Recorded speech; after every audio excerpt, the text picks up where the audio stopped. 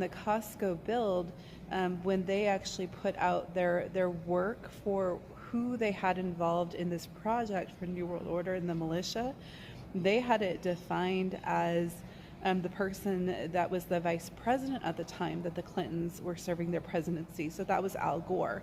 And you'll see Al Gore doing all his footwork with basically when they meet in Geneva with Bill Gates and such as that.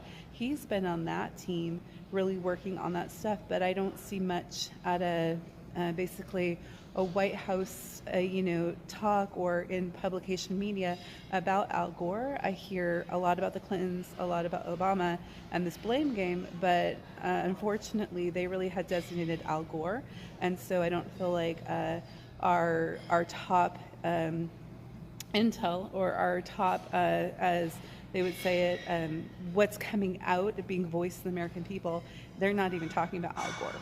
So that he was a major player. What else do I have? I have the whole Orange Iguana Group and the whole fraud real estate deal that's stemming out of Florida.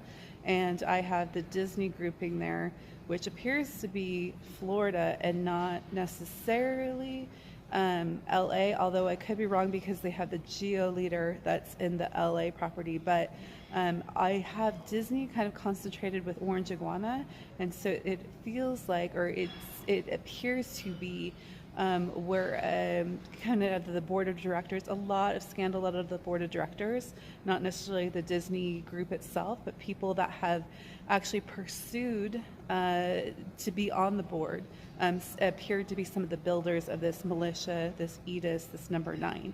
So that's what I was seeing. And I was also seeing there was a correlation between the board members that were on Disney and their association and their contribution and their network, basically collaboration with Epstein. So that's where I saw a lot of the Epstein crossover.